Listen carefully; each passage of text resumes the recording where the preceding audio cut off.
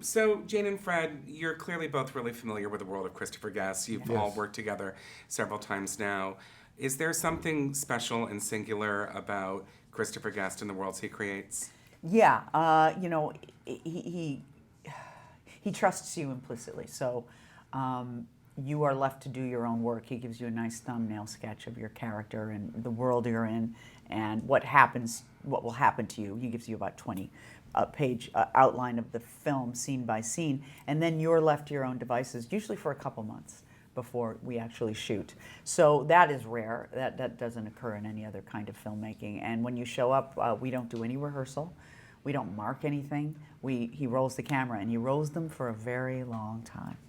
And you're just, there's no pressure to make the joke. It's really just getting into the pool and playing with some really good friends. And you create your own character. You're not fitting yourself into what some producer or director decides your character should be. You're making your own character up. So you're never off on the wrong track. Like other films by Guest, Mascots explores this insular subculture that's kind of simultaneously ridiculous and yet still very, very lovable. Yeah.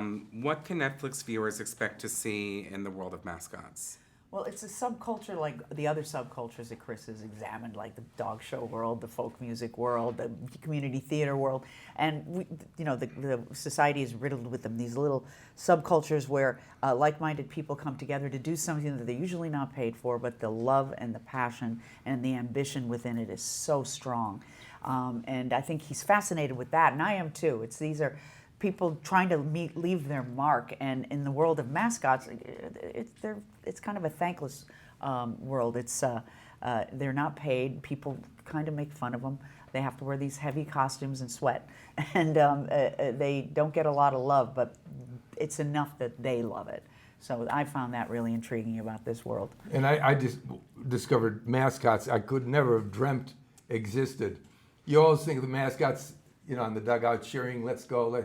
But these people have made a whole one-act play out of their routine. And it's something I never thought of. And I can't imagine them fitting into any college or professional team. Yeah. But they're all amusing. They're all it's sensational. Tell us briefly about your characters, Gabby Monkhouse and Greg Gammons Jr., respectively. I played Gabby Monkhouse, and I used to be Minnie the Moose. I was a mascot for a junior college baseball team in Vernon, Maine. And I had a debilitating injury. I ripped the inside of my thigh from holding the splits too long, and now I have one leg 2.5 inches longer than the other. So now, of course, I'm sitting in judgment.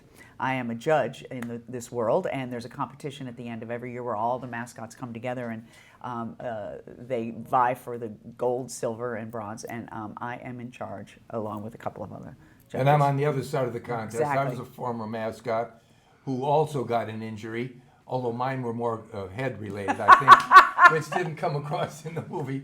But I kept saying, head injuries are very dangerous. They can cause loss of memory.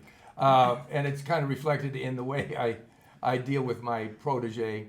And, I can't focus too much on any one thing. I'm kind of laid back. So that's my character. And I have to tell a little story about how I was a bear, and I'd put my bear head on backwards and put the top down in my convertible and drive down the street and drive everybody nuts. But that never didn't make it on the film either. Tell us about your protege.